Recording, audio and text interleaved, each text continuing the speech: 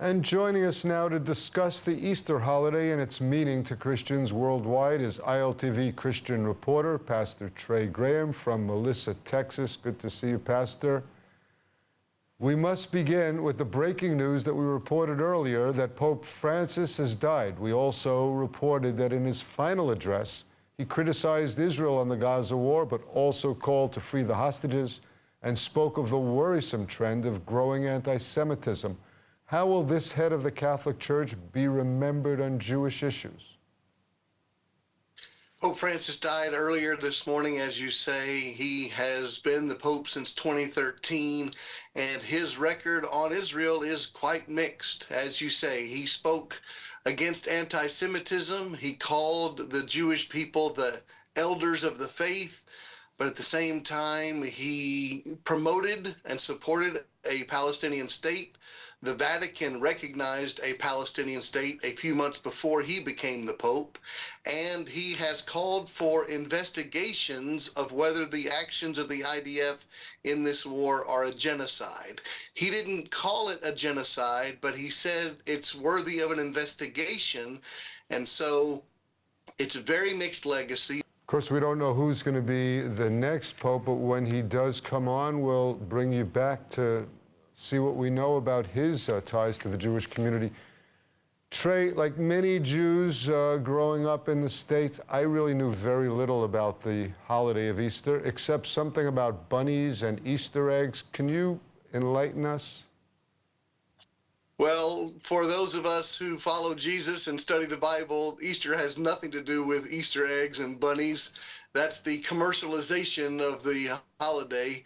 The spiritual significance is, as followers of Jesus, we believe that he was the Savior, that he is the Savior, that he was crucified on what is now called Good Friday and was resurrected on what we now call Easter Sunday.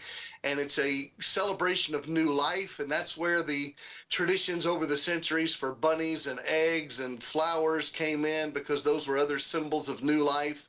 But we believe that new life is found spiritually through Jesus. And so Christians around the world this past week have been celebrating the fact that Jesus was crucified, we believe, as the sacrifice for our sin, but most importantly, that we say that Jesus is alive. That's why it's called Resurrection Day.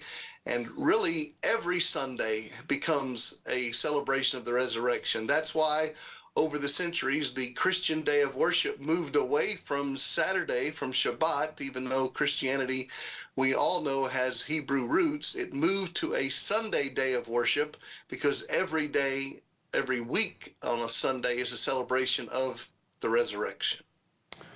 Trey, I know that yesterday you gave several sermons about the Easter holiday.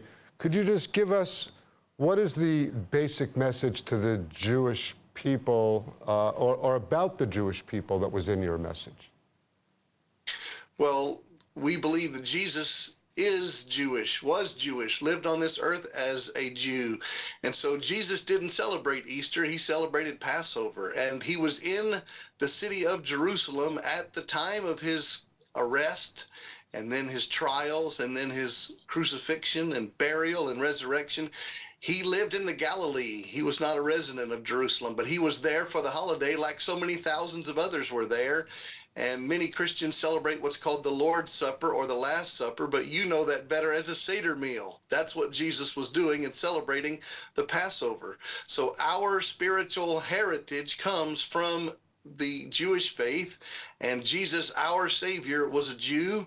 And those of us who believe in this Jewish heritage understand exactly where our faith comes from. Pastor Trey Graham, as always, a pleasure seeing you. Great to see you, Steve.